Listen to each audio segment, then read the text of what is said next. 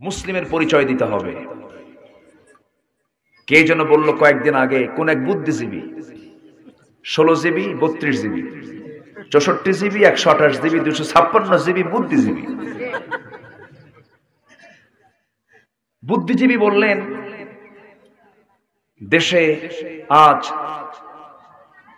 যাত্রা, পালা যাত্রা, লোকসঙ্গীত আজ বিদায়ের পথে, এগুলো সব বন্ধ হয়ে গেল। এগুলো হারানো ঐতিহ্য, আবহমান কাল ধরে চলে আসতেছে, এগুলো আজ এগুলো বন্ধের পথে। এই সমস্ত বন্ধের পথের সবচেয়ে বড় অন্তরায় হলো ওয়াজ মাহফিল। ওয়াজ মাহফিলকে দোষারোপ করা হলো, ওয়াজ মাহফিলের কারণে এগুলো বন্ধ।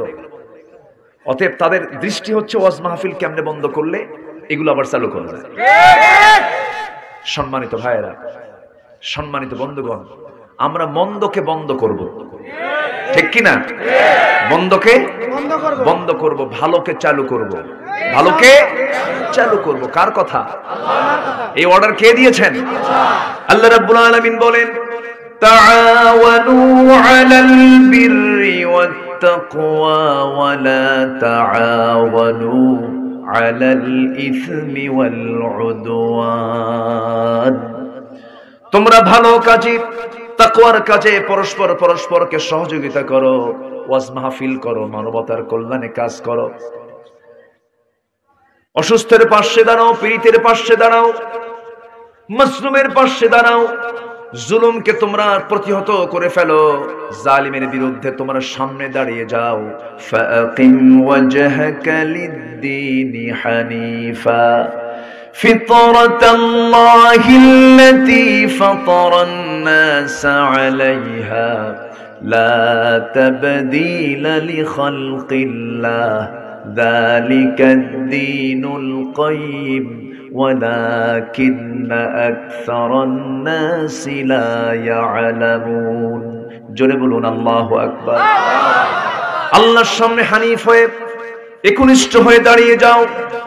সমস্ত কুফরি মতবাদকে প্রত্যাখ্যান করো, সমস্ত জুলুমকে মাইনাস করে তুমি তাওহীদকে ধরে ফেলো, আমার নবীর তরিকাকে ধরে ফেলো। কোন তরিকা লাগবে না, শুধু তরিকা লাগবে আমার নবীর তরিকা। কার তরিকা? নবীর তরিকা। আমাদের তরিকা সবকিছু আছে না নাই? এই তরিকা সেই তরিকার দিকে যাওয়ার দরকার নাই। আমার নবীজি বিদায় হজের ভাষণে ক্লিয়ার করে দিয়েছেন, তোমাদের কাছে রেখে গেল আমি দুটি মহা উপহার, কোরআনের পুত মঙ্গল বাণী, মর্ম উপদেশ যার। লাকাদ তারাকতু ফীকুম আমরাইন আই শাইআইন লা তাদিল্লু মা তামাসসাকতুম বিহিমা। দুটো জিনিস রেখে গেলাম, কোরআন রাখলাম, হাদিস রাখলাম। এই দুটাকে শক্ত করে ধরো, গোটা পৃথিবীর নেতৃত্ব তোমার হাতে চলে আসবে। কিন্তু আজকে আমরা এই কিতাব কি ধরছি? না। আমরা ব্রিটিশ তাড়াইছি, ব্রিটিশ হটাইছি, আমরা আন্দোলন করেছি, কিন্তু ব্রিটিশের আইন শ্রদ্ধা ভরে এখনো রেখেছি না রাখি নাই? রেখেছি। সে আইনগুলো এখনো আছে না নাই? আচ্ছা, সে আইনে সব চলছে। আজ আপনি যত বড় পীর কেবলা হন না কেন, আপনি রাস্তায় হাঁটলে পরে আপনাকে বাম দিকেই হাঁটতে হবে। আপনি ডান দিকে হাঁটতে পারবেন, অথচ রাসূল বামে হেঁটেছেন না ডানে হেঁটেছেন?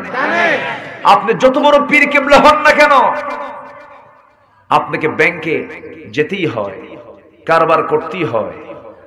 পরোক্ষ হলেও সুদের সঙ্গে সম্পৃক্ততা গোটা জাতির আছে না নাই? আসতে বলবেন না, আছে না নাই? আছে। অতএব আপনি গুনাহমুক্ত জীবন গড়ার জন্য শুধু দরবার খুললে হবে না, শুধু মাদ্রাসা বানালে হবে না, শুধু মসজিদ বানালে হবে না। কোরআনের প্রতিটা আইনকে সমাজে কার্যকর করার জন্য আমাদেরকে পরিকল্পনা হাতে নিতে হবে। আল্লাহ কাদেরকে ভালোবাসেন একটু আসতেছে সূরার দিকে।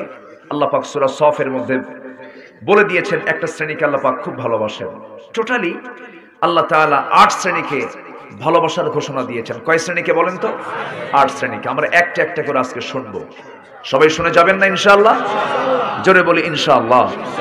আমি মূল আলোচনার দিকে খুব দ্রুত চলে যাচ্ছি, কারণ এক রাত তো সময় খুব অল্প। আমাকে অল্প সময়ে বেশ কিছু কথা বলে আমাকে শেষ করতে হবে।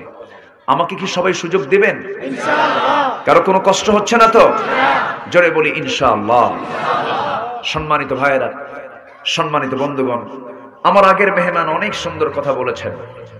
আমরা যখন কথা বলতে নেই, ওঁত পেতে থাকে একটা গোষ্ঠী, আমাদের মুখ থেকে কোন কথাগুলো বের হচ্ছে? ওঁত পেতে থাকা কিছু লোক আছে না নাই? কোন দিক থেকে কোন দিক দিয়ে জড়ানো যায়? লাভ হবে না। এদেশের শেকড়ে ইসলাম ঢুকেছে, ঠিক কি না? শেকড়ে ইসলাম ঢুকেছে। ইসলামের শেকড় অনেক দূর পর্যন্ত বিস্তৃত এবং এটার শাখা প্রশাখাও বিস্তৃত। এদেশের মাটি থেকে কেউ ইসলামকে নির্মূল করতে পারবে না। সেই ইসলামের জন্য, আল্লাহর দ্বীনের জন্য সবাইকে মাঠে ময়দানে কাজ করতে রাজি আছেন? সবাইকে রাজি আছেন? একটু হাত উঁচু করে দেখান মুসলমান।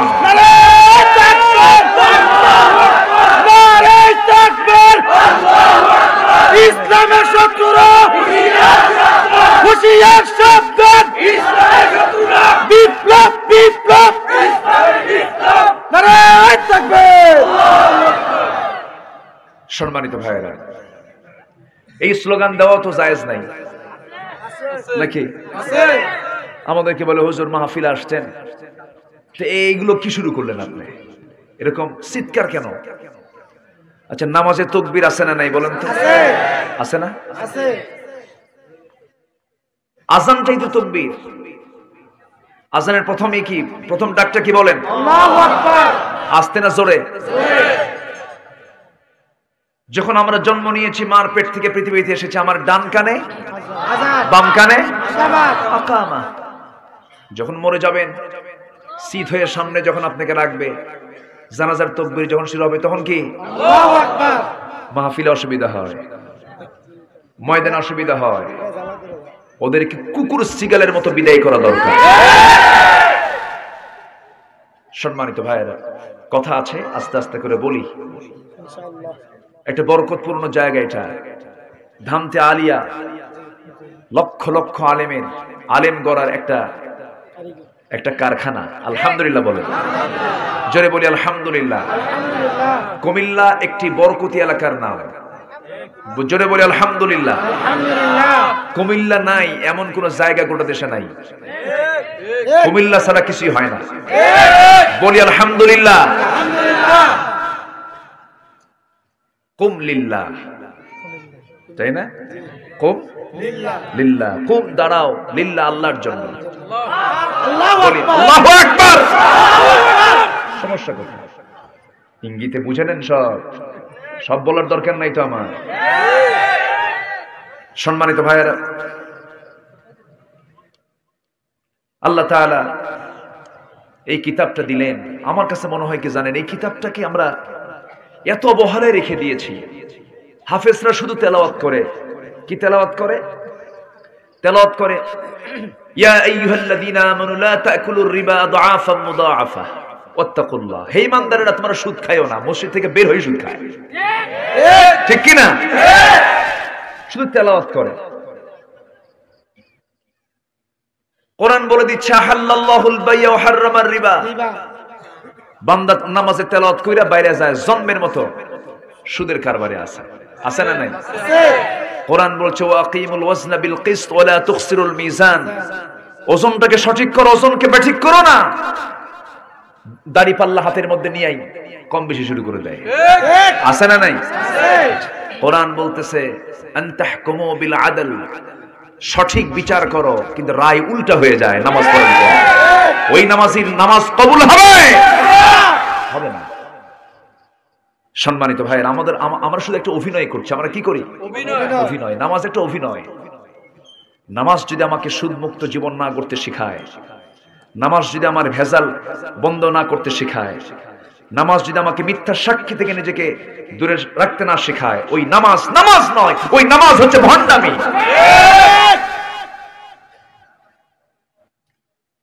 সম্মানিত ভাইয়েরা, আমরা কার ভালোবাসা পেতে চাই?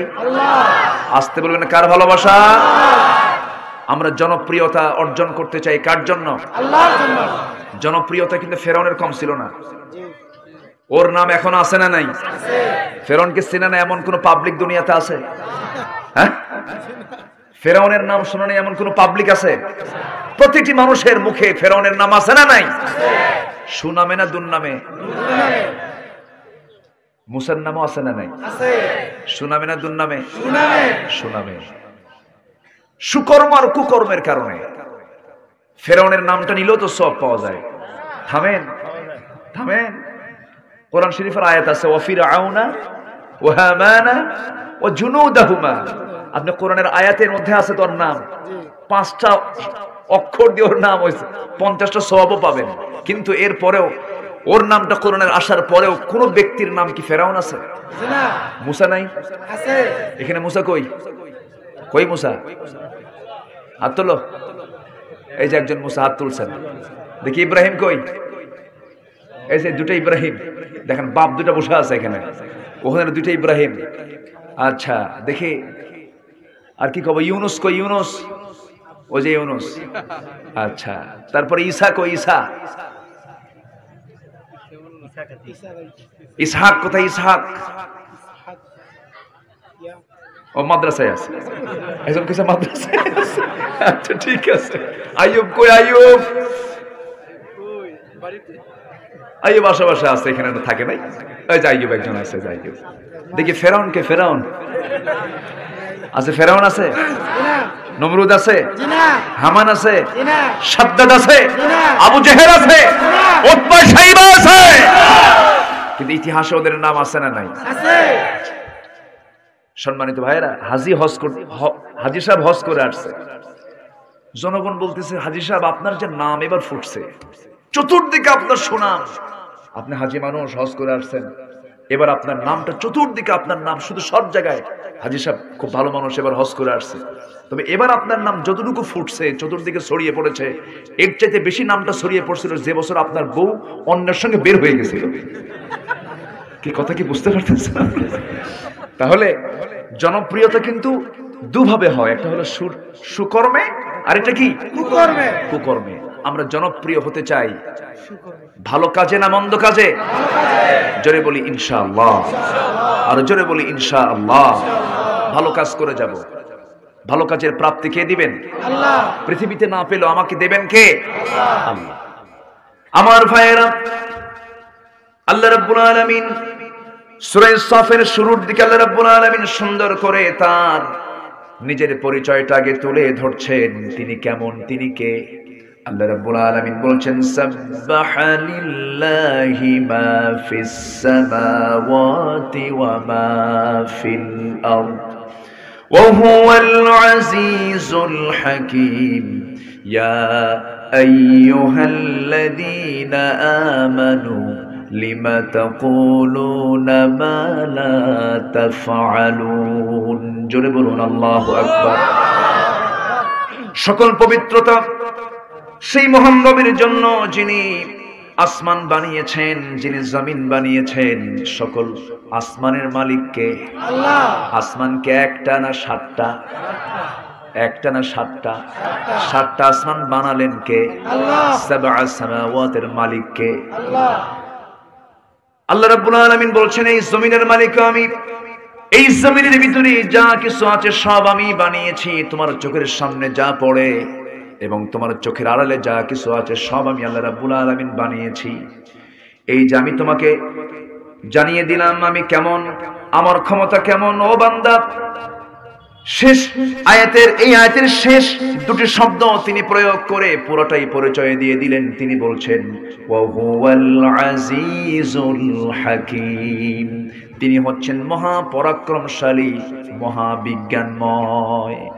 তার চাইতে বড় হাকীম, তার চাইতে বড় বিজ্ঞানী, তার চাইতে বড় জ্ঞানী, তার চাইতে বড় ক্ষমতাবান পৃথিবীর কেউ থাকতে পারে? আসতে বলবে না থাকতে পারে? থাকতে পারে না। আকাশকে বানিয়েছেন আল্লাহ। খুঁটি কয়টা? নাই। আসতে কোন খুঁটি কয়টা? আর এখানে তাবু বানাইছে আমরা, খুঁটি দেখেন কতগুলো, অনেকগুলো খুঁটি, অভাব নাই। আল্লাহ বানালেন, আল্লাহ রাব্বুল আলামিন এত সুন্দর একটি ছাদ বানায় দিলেন বিগাইরি আমাদিন তারাউনাহা। তুমি কি দেখো না খুঁটিবিহীন ছাদ কেমন করে বানালাম, এবং আকাশটাকে সুসজ্জিত করলাম অসংখ্য তারকারাজি দিয়া। ও বান্দা, তুমি কি একটু দেখো না? আল্লাহ রাব্বুল আলামিন বলেন সুন্দর করে সূরা মুলকের ভিতরে সুন্দর করে আকাশ সুসজ্জিত করার কথা জানিয়ে দিয়ে বলছেন ওয়ালাকাদ যায়্যানাস সামাআদ দুনিয়া বিমাসাবিহা ওয়া জাআলনাহা রুজুমান লিশ-শায়াতিন ওয়া আ'তাদনা লাহুম আযাবাস সাঈর। জোরে বলুন আল্লাহু আকবার। আমি আল্লাহ রাব্বুল আলামিন আসমানকে সুসজ্জিত করেছি বিমাসাবিহ, অসংখ্য তারকারাজি দিয়ে। একটা দুইটা তারকারাজি নয়, একটা দুইটা তারকা নয়, অসংখ্য তারকা। সেই তারকাগুলো এত বড়, আকারে এত বড় যে, এবং সেই তারকাগুলো এত দূরে আল্লাহ রাব্বুল আলামিন মহাশূন্যে সেট করেছেন। কিছু কিছু তারকার আলো এই পৃথিবীর জমিন আজ পর্যন্ত স্পর্শ করে নাই। সুবহানাল্লাহ। এই বিশাল মহাশূন্যের মালিক কে? এই মহাশূন্য কত বড়, আমার আল্লাহ আরো কত বড়। জোরে বলি সুবহানাল্লাহ। দূর দিগন্তের মালিক কে? কত প্রাণীকুল আছে, সমস্ত প্রাণীগুলোকে আমার আল্লাহ নিজেই চালান। কোন প্রাণীর খাবারের কোনো অভাব নাই, কিন্তু মানুষের মধ্যে অভাব আছে না নাই? সংকট আছে না নাই? অথচ মানুষের সংখ্যা বেশি না অন্য প্রাণীদের সংখ্যা বেশি? অন্য প্রাণীর সংখ্যাই তো বেশি। সমুদ্রের দিকে তাকান, আল্লাহ রাব্বুল আলামিন 7টা যে সমুদ্র দিয়েছেন, সাবআতু আবহুর, এই যে 7টা সমুদ্রের এই বিশাল একটি অংশ, স্থলভাগ আর কতটুকু, তার চাইতে জলভাগটাই বড়। এর মধ্যে যত প্রাণীকুল আছে, যত প্রাণী আছে, সমস্ত প্রাণীকে খাওয়ান কে? চালান কে? আল্লাহই তো চালান। একটা প্রাণী আছে তিমি, সেই তিমিটা প্রত্যেক দিন তার বাচ্চাগুলোকে প্রত্যেক দিন 50 থেকে 60 মণ দুধ পান করায়। একটু আসতে বলি সুবহানাল্লাহ। দুধ মনে হয় কম হয়ে গেছে নাকি? হ্যাঁ, একটা প্রাণী তিমি তার বাচ্চাকে প্রত্যেক দিন 50 থেকে 60 মণ দুধ পান করাচ্ছে। এগুলো খাবারগুলো কে যোগান দেন? আসতে বলবেন না, কে যোগান দেন? সেখানে কোনো খাদ্য নিয়ে আন্দোলন আছে? কোন সংকট আছে? কোন মিছিল আছে? কিচ্ছু নাই। এই পৃথিবীতে মানুষ ছাড়া কোন প্রাণীর খাদ্যের গুদাম নাই, শুধু পিঁপড়া। এই পিঁপড়া ছাড়া পৃথিবীর কোন প্রাণী খাদ্য সঞ্চয় করে না। সকালবেলা তারা খালি পেটে ঘর থেকে বের হয়ে যায়, সন্ধ্যাবেলা তারা ভরা পেটে বাড়িতে চলে আসে। কোনো খাদ্য গুদামের প্রয়োজন হয় না, কিন্তু মানুষ খাদ্য গুদাম বানানোর পরেও খাদ্য সংকট আছে না নাই? খাদ্য সংকট আছে। সিরিয়ার মানুষগুলো না খেয়ে মারা যাচ্ছে, ইয়েমেনের মানুষগুলো কঙ্কালসার হয়ে মারা যাচ্ছে। খাবার নাই, সেখানে খাবারের সংকট হয়ে গেছে। এই খাবারের সংকট সৃষ্টি করেছেন আল্লাহ না জালিমরা? কারা কারা কারা? জালিমরা। জালিমরা এই সংকট সৃষ্টি করেছে। সম্মানিত ভাইয়েরা, আমার আল্লাহ যার যা প্রয়োজন সব চাহিদা পূরণ করেছেন। কোনো কিছু অপূর্ণ তিনি রাখেন নাই। আমার দেশেও কোনো কিছুর অভাব থাকবে না, কোনো ভয় থাকবে না, কোনো জুলুম থাকবে না। শুধু একটা সূরার ইবাদত করব আমরা। কয়টা সূরা? একটা সূরা। আমরা যে সূরাটা প্রত্যেক নামাজেই বলি, যারা পড়েন আমার সঙ্গে ঠোঁট মিলিয়ে বলেন, لإيلاف قريش إيلافهم رحلة الشتاء والصيف فليعبدوا رب هذا البيت الذي أطعمهم من جوع وآمنهم من خوف। আল্লাহ রাব্বুল আলামিন বলছেন, ক্ষুধা মুক্ত, দারিদ্র মুক্ত, শোষণ মুক্ত, নিরাপদ একটি জীবন যদি তুমি পেতে চাও, জনপদ যদি তুমি পেতে চাও, কারো গোলামি করো না। চোখ বন্ধ করে গোলামি মেনে নেবে কার? ইবাদত করবে কার? বিধান মানবে কার? হুকুম মানবে কার? সে আল্লাহর তুমি গোলামি করবে, সমস্ত সমস্যার সমাধান তোমার হয়ে যাবে। কোনো দুর্ভিক্ষ থাকবে না, কোনো অভাব থাকবে না। অভাব মোচন করে দেবেন কে? আল্লাহ অভাব মোচন করে দিবেন। আমার বন্ধুগণ, এই জন্য এই কোরআনের মূল বক্তব্য কিন্তু একটাই, সেটা হলো এই পৃথিবীতে মানুষের দায়িত্ব হলো কার গোলামি করা? আসতে বলবেন না, কার গোলামি করা? আল্লাহর গোলামি করা। আল্লাহ যা বলেছেন তা শোনা। এখানে আল্লাহ রাব্বুল আলামিন প্রথম আয়াতে নিজের পরিচয়টা দিই, সেকেন্ড আয়াতের দিকে আল্লাহ পাক ঈমানদারকে ডাক দিয়ে বলছেন, কি ডাক দিচ্ছেন, কি বলছেন?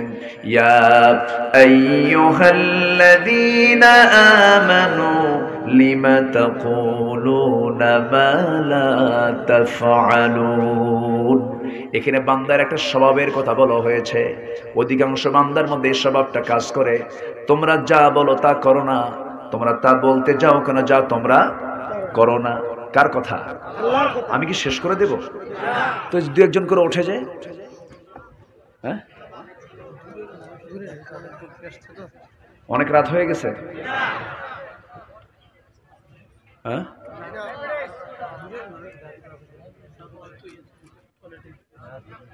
মাত্র এই সময় যদি ওঠা বসা করেন তাহলে কেমন হয়?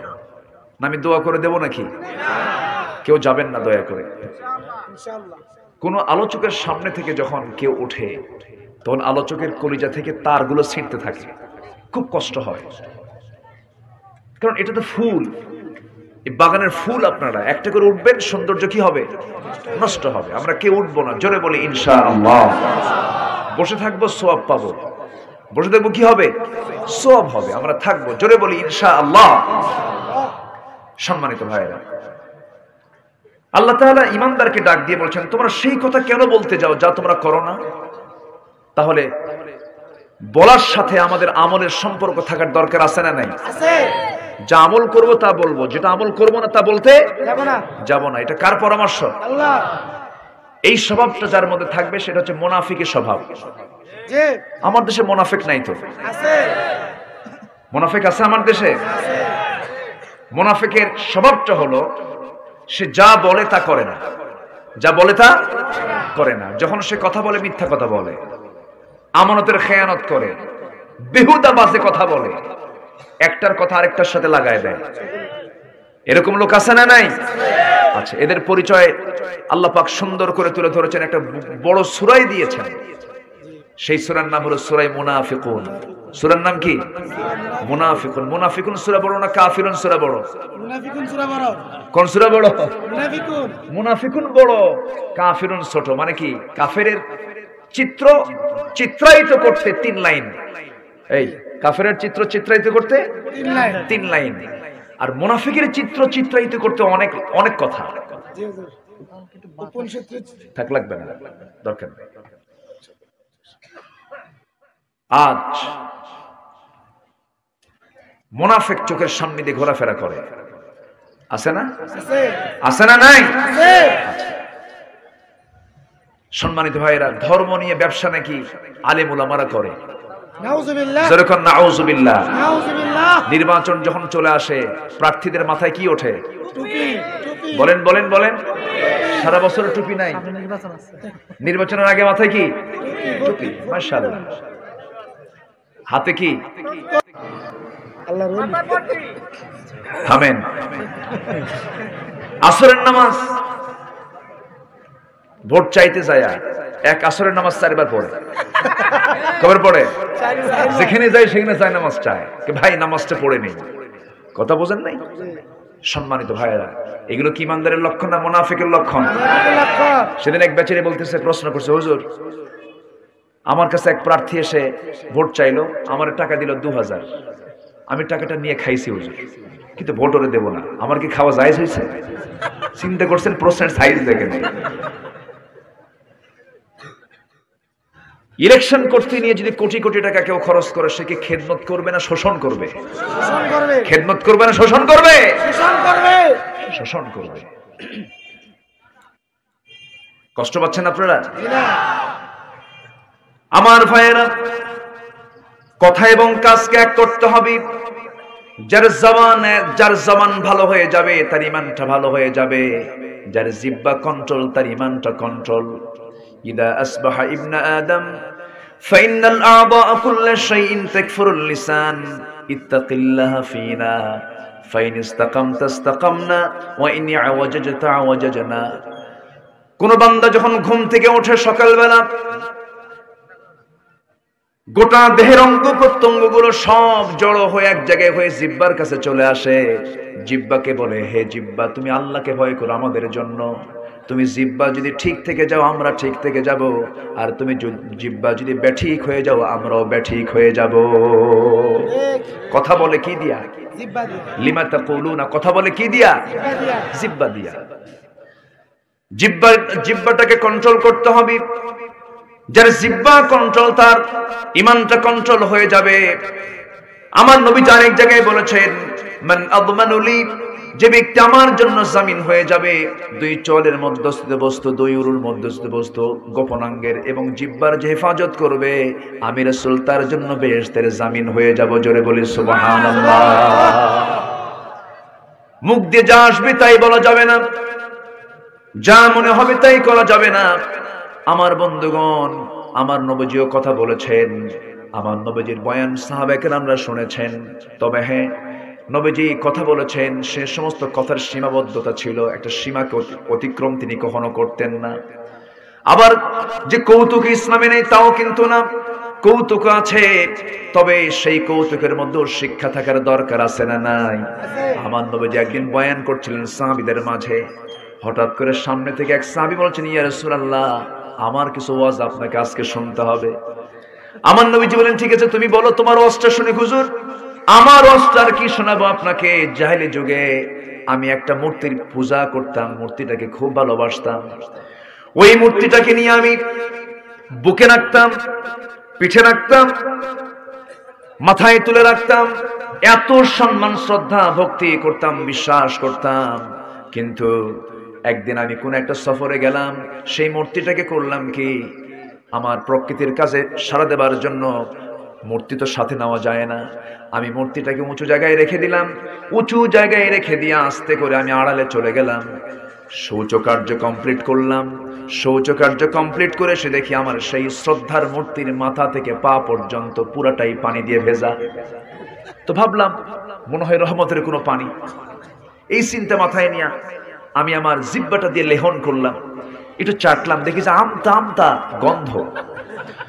আমার নবীজি মুস্কি মুস্কি হাসি দিলেন। সুবহানাল্লাহ বলবেন না? তাহলে এর মধ্যে এই কথাগুলোর মধ্যে কিছু শিক্ষা আছে না নাই? আছে। রাসূল শুনতেছেন কথাগুলো।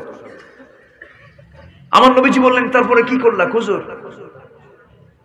এমন দুর্গন্ধ, সামনের দিকে তাকায় দেখি কুত্তা লেজ গুটায় গুটায় যাচ্ছে। তো ভাবলাম তো এই কুত্তাই তো কাম সারছে। আমার এমন রাগ উঠলো, প্রচন্ড রাগ উঠে গেল আমার, পায়ে রক্ত মাথায় চলে আসলো। চোখ বন্ধ করে সেই শ্রদ্ধার মূর্তিটাকে এক আসারে আমি মাটির সঙ্গে মিশাইয়া দিলাম, চুরমার করে ফেললাম। এসে দেখি এমন রব পাইলাম, সাব্বাহা লিল্লাহি মা ফিস সামাওয়াতি ওয়া মা ফিল আরদ ওয়া হুয়াল আজিজুল হাকীম। আল্লাহু আকবার বলেন। আল্লাহু আকবার। যিনি আকাশের মালিক তিনি আমার আল্লাহ। জোরে বলি আল্লাহু আকবার। আল্লাহু আকবার। সম্মানিত ভাইয়েরা, সে আল্লাহ বলছেন, তোমার কথাকে ঠিক করো, যেটা তুমি করো না সেটা তুমি বলতে যেও না। তোমার কথা এবং কাজকে দুই করবা না এক করবা? কথা এবং কাজকে দুই না এক? যুগ যুগে সবচেয়ে বেশি ডিস্টার্ব করেছে ইসলামের জন্য মুনাফিকরা। সেই মুনাফিকরা আজও আছে না নাই? আছে না নাই? আমার নবীর সঙ্গে কথা বলতে একরকম, আবার কাফির মুশরিক ইহুদিদের সঙ্গে গিয়ে কথা বলতে আরেক রকম, প্যাঁচ লাগায় দিত। বদর যুদ্ধ লাগানোর পিছনে মুনাফিকদের ষড়যন্ত্র আছে না নাই? আছে। উহুদ যুদ্ধ লাগানোর জন্য মুনাফিকদের ষড়যন্ত্র সবচেয়ে কম না সবচেয়ে বেশি? সবচেয়ে বেশি। সেই মুনাফিকরা আজও আছে। সম্মানিত ভাইয়েরা, মুনাফিকরা মারাত্মক। আল্লাহ রাব্বুল আলামিন মুনাফিকদের ব্যাপারে রাসূলকে খুব কঠোর হতে বলেছেন। যাদের কথা এবং কাজ এক হবে না, ওই সমস্ত মুনাফিকদের ব্যাপারে হে রাসূল আপনি কঠোর হবেন। ইয়া আইয়ুহান নাবিয়্যু জাহিদিল কুফফার ওয়াল মুনাফিকিনা ওয়াগলুয আলাইহিম ওয়া মাআওয়াহুম জাহান্নাম। হে রাসূল আপনি কাফিরদের বিরুদ্ধে, মুনাফিকদের বিরুদ্ধে জিহাদ ঘোষণা করুন। তাদের ব্যাপারে কোনো আপোষ করবেন না, খুব শক্ত হবেন তাদের ব্যাপারে। একজন কাফেরের দ্বারা যতটুকু না ক্ষতি হয়, তার চেয়ে বেশি ক্ষতি হয় মুনাফিকের দ্বারা। মুনাফিক নামাজও পড়ে, মুনাফিকের মুখে দাড়িও থাকে, মুনাফিকের চোখে সুরমাও থাকে, মুনাফিকের গায়ে সুন্দর লম্বা জুব্বাও থাকে, কিন্তু মুনাফিকি করে চেনা যায় না। আমার নবীর পিছনে নামাজ পড়েছে, মুনাফিক ছিল কি ছিল না বলেন? আসতে বলেন ছিল কি ছিল না? সেই মুনাফিকের জানাজা রাসূল পড়ানোর পরও মুনাফিককে কি আল্লাহ পাক maaf করেছেন নাকি?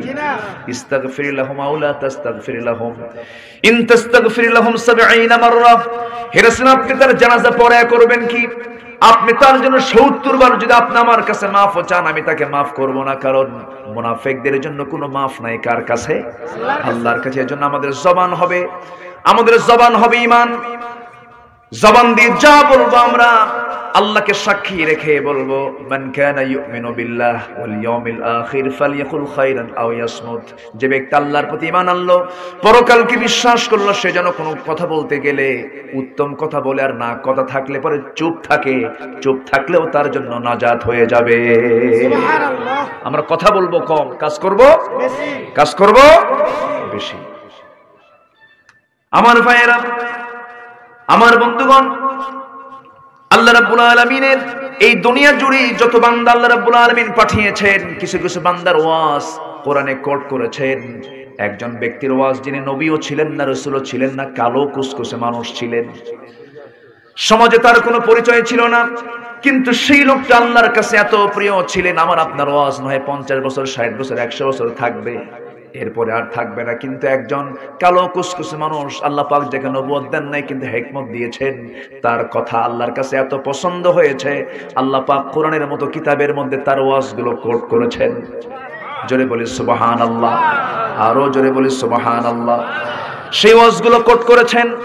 সেই ওয়াজগুলো কেন কোট করেছেন? কারণ লোকমানকে আল্লাহ রাব্বুল আলামিন কিছু গুণ দিয়েছিলেন, যে গুণটা অন্য কোনো ব্যক্তির কাছে, অন্য কোনো ব্যক্তির মধ্যে সেই গুণগুলো ছিল না। এর মধ্যে সবচেয়ে শ্রেষ্ঠ গুণ হলো, লোকমান আলাইহিস সালাতু ওয়াস সালামের মধ্যে সবচেয়ে বড় গুণ ছিল, তিনি অপ্রয়োজনীয় কোনো কথা বলতেন না। অপ্রয়োজনীয় কোনো কথা বলতেন না। 9টা গুণ। কয়টা গুণ বলেন? শিখে যাই, আমরা একটু শিখে যাই। লোকমানের মধ্যে 9টা গুণ ছিল। নাম্বার 1 গুণ হলো, দৃষ্টিটাকে তিনি নিম্নগামী রাখতেন। তিনি কখনো দৃষ্টিটাকে উঁচু করতেন না, নিচের দিকে তাকিয়ে তাকিয়ে চলতেন। নাম্বার 2 হলো, মুখটা বন্ধ রাখতেন, অপ্রয়োজনীয় কোনো কথা বলতেন না। নাম্বার 3 হলো, হালাল জীবিকার উপরে তিনি সন্তুষ্ট ছিলেন। নাম্বার 4 হলো, লজ্জাস্থানকে তিনি হেফাজত করেছেন। নাম্বার 5 হলো, সত্য কথার উপরে অটল থেকেছেন। নাম্বার 6 হলো, অঙ্গীকার তিনি পূরণ করেছেন। নাম্বার 7 মেহমানকে তিনি সম্মান করেছেন। নাম্বার 8 হলো, প্রতিবেশীর হক তিনি আদায় করেছেন। নাম্বার 9 হলো, অপ্রয়োজনীয় কোনো কথা তার মুখে কোনোদিন বের হয় নাই। এইগুলো গুণ থাকলে তো আল্লাহ তাআলা তাকে অবশ্যই কবুল করবেন। যেরকম সুবহানাল্লাহ। কিন্তু লোকটা ছিল ধলা না কালো, লম্বা না খাটো, চামড়াগুলো মসৃণ না, মসৃণ ছিল না, কালো কুসকুসে। আবার পায়ের গোড়াটা ছিল, তাফসিরে এসেছে, ইবনে কাসির এসেছে, পার গোড়াটা ছিল ফাটা ফাটা। চেহারার কোনো সৌন্দর্য ছিল না, সমাজে তার কোনো পরিচিতিও ছিল না, কিন্তু আল্লাহ রাব্বুল আলামিন তাকে এত সুন্দর করে পছন্দ করলেন। তার ওয়াজ, তার নামকরণ করে সূরা লোকমান নাজিল করে গোটা পৃথিবীর সমস্ত মানুষকে বলেন, তোমরা লোকমানের ওয়াজ শোনো। যেরকম সুবহানাল্লাহ। তার ওয়াজ ছিল 13টা। কয়টা ওয়াজ? সবাইকে শুনবেন নাকি? শুনবেন? জোরে বলি ইনশাআল্লাহ। পৃথিবীতে 3 জন কালো জগৎ বিখ্যাত ছিলেন। একজন হচ্ছেন লোকমান, কালো মানুষ ছিলেন। আর আমার নবীর এক সাহাবী ছিল খুব কালো। বলেন কে? নবী ইমাম মুয়াজ্জিন কে? মুয়াজ্জিন কে? 3 কালো। শুনবেন, কথা শুনবেন, সবাই শুনবেন। কষ্ট হচ্ছে আপনাদের? বলি আলহামদুলিল্লাহ। গ্রামের মানুষের কিছু আছে, একটু হালকা করেও কিছু কথা বলা দরকার। আমার কথা কি বুঝতে কষ্ট হচ্ছে আপনাদের? বলি আলহামদুলিল্লাহ। আমাদের ক্লাসটা নেওয়া খুব কঠিন। যারা প্রফেসর, ক্লাসে ঢুকলে পরে সব এক লেভেলের ছাত্র খুঁজে পায়। স্কুলের যারা টিচার, ক্লাস 6-এ ঢুকেছে, সব এক লেভেলের ছাত্র খুঁজে পায়। কিন্তু আমাদের ক্লাসটা নেওয়া খুব কঠিন। অবাল বৃদ্ধ বনিতা, ছোট থেকে বুড়া পর্যন্ত সব ছাত্র। এই ক্লাসটা কি সহজ না কঠিন? একটু হলেও কঠিন। এজন্য আমাদেরকে খুব সহজ করে, যতটুকু সহজ করে পারা যায় কথা বলার চেষ্টা করতে হবে। সম্মানিত ভাইরা, লোকমান কি কালো ছিলেন? কিন্তু আল্লাহ তাআলা তাকে কি সম্মান দিলেন, কি মর্যাদা দিলেন। কোরআনের মতো কিতাবে তার নামে একটা সূরার নামকরণ পর্যন্ত হয়ে গেল। সন্তানকে নসিহত করেছেন, 13টা নসিহত করেছেন। আমরা আমাদের সন্তানদেরকে এই নসিহতগুলো করব, জোরে বলি ইনশাআল্লাহ। কিন্তু নসিহত করব কেমনে? নিজে বাপ তো নিজেই নামাজ পড়ে না। এরকম বাপের সংখ্যা আমার দেশে কম না বেশি? বিড়ি খাওয়া বাপ কম না বেশি? ছেলেকে বলে বাবা বিড়ি খাবি না, নিজে বিড়ি টেনে কয়, নিজে বিড়ি টেনে কয় বাবা খবরদার বিড়ি খাবি না। কিন্তু এরকম বাপ আছে না নাই? বাপ হইছেন, বাপেরও হিসাব হবে। সন্তানকে যেমন পিতামাতার সম্পর্কে প্রশ্ন করা হবে, তেমনি পিতামাতাকেও সন্তান সম্পর্কে প্রশ্ন করা হবে। সন্তান কেন বাপকে ভাত দেয় না, সন্তান কেন বাপ মাকে বৃদ্ধাশ্রমে রেখে আসে, এর পিছনেও কিছু কারণ খুঁজে বের করা দরকার। কারণ পিতামাতা ওই সন্তানকে আসল শিক্ষা দেয় নাই, ঠিক কিনা? বৃদ্ধাশ্রমে আজ গাজীপুরে গিয়েছিলাম, রাখেন এগুলো। গাজীপুরে বৃদ্ধাশ্রমে দেখলাম অনেক বুড়ি মানুষ সেখানে আশ্রয় নিয়েছে। সবার সঙ্গে পরিচয় হয়ে শুনলাম তারা বলতেছে আমার ছেলে ডাক্তার, আমার ছেলে ইঞ্জিনিয়ার, বাড়ি কোথায়? একজন কয় ডিওএইচএস, আরেকজন বলে বাড়িধারা, আরেকজন বলে গুলশান।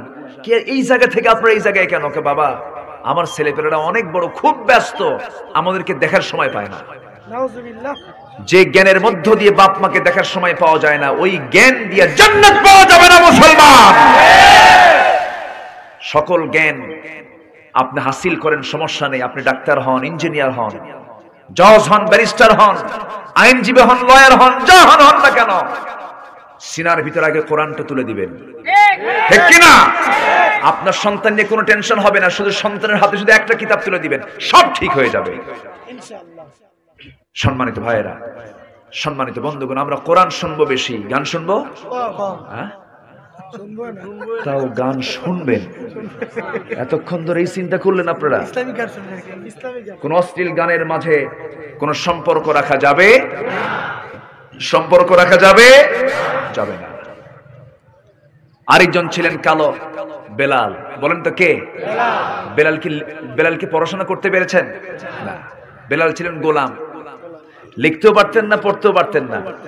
ছোটবেলায় বিক্রি, বাপও গোলাম, ছেলেও গোলাম, গোলাম জাদা গোলাম, গোলাম জাদা গোলাম, মানে বাপও গোলাম, ছেলেও গোলাম। কালো কুসকুসে মানুষ, কোনো পরিচিতি নাই। কি সমস্যা? ও যে ওনাকে ধরছেন আপনারা নাকি? কষ্ট পাচ্ছেন আপনারা? আমার দিকে তাকান, এত সুন্দর মানুষ, আমি তো আশ্চর্য হয়ে যাচ্ছি। এত ভালো মানুষ, এলাকার কোনো নড়াচড়া নাই। বলি আলহামদুলিল্লাহ, জোরে বলি আলহামদুলিল্লাহ। যে কোনো বৈঠকের একটা আদব আছে না নাই বলেন তো? আদব আছে। আমি সম্পূর্ণ পুরোপুরি আদব আমি লক্ষ্য করছি আপনাদের মাঝে। আলহামদুলিল্লাহ বলেন। আদব তো মারাত্মক জিনিস। আদব যার থাকে তার ঈমান থাকে। আলহামদুলিল্লাহ বলেন। যার আদব নাই তার কি ঈমান থাকে? থাকে না।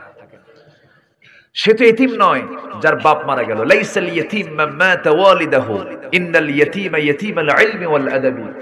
যার আদব নাই সে হচ্ছে প্রকৃত এতিম, আর যার আদব আছে সে হচ্ছে সবচেয়ে পৃথিবীর ধনী মানুষ। বলি আলহামদুলিল্লাহ। আলহামদুলিল্লাহ। আমরা আদব ওয়ালা হব, জোরে বলি ইনশাআল্লাহ। কালো বেলাল, আহারে, সেই নাইজেরিয়ান মানুষ, আফ্রিকান মানুষ, বিক্রি হতে হতে চলে আসছে মক্কায়। কেউ তাকে চেনেও না তেমন। হঠাৎ করে নবীর কালিমার দাওয়াতটা পেয়ে গেছে, কালিমা পড়ছে। সঙ্গে সঙ্গে সামনে ওমাইয়া এসে বলতেছে, আবু জেহেল বলল, বেলাল তুমি নাকি ইসলাম কবুল করেছো? আপনি আমাকে এরকম করে প্রশ্ন করেন কেন? আপনি শুনছেন, আপনি এখন দেখেন। কি দেখবো আমি? আপনি এখন দেখেন আমাকে। আশহাদু আল্লা ইলাহা ইল্লাল্লাহু ওয়াহদাহু লা শারীকা লাহু ওয়া আশহাদু আন্না মুহাম্মাদান আবদুহু ওয়া রাসূলুহু। আমি কালিমার ঘোষণা দিলাম, ও আমার মনিব তুমিও কালিমা পড়ো। ওই দুঃসময়, ওই কঠিন ক্রাইসিস পিরিয়ডেও দাওয়াতি কাজ তিনি বন্ধ রাখলেন না। কারণ মানুষের মধ্যে সবচেয়ে গুরুত্বপূর্ণ গুণ হলো ইমানদারের, সে দাওয়াতি কাজ করবে অনিয়মিত না নিয়মিত। উদউ ইলা সাবিলি রাব্বিকা বিল হিকমাহ। দাওয়াতি কাজ করতে হবে সবার জন্য। বেলাল দাওয়াতি কাজের চান্স পেলেন, তিনি তাকে দাওয়াতি কাজ করলেন, তুমিও কালেমা পড়ো।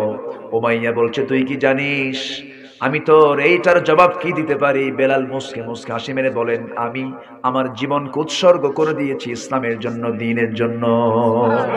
লোকটা কালো, লোকটা কালো মানুষ, কোনো পরিচিতি নাই তেমন, কিন্তু আল্লাহর কাছে এগুলো তো যাবে না, বাহ্যিক কোনো সুন্নাত যাবে না।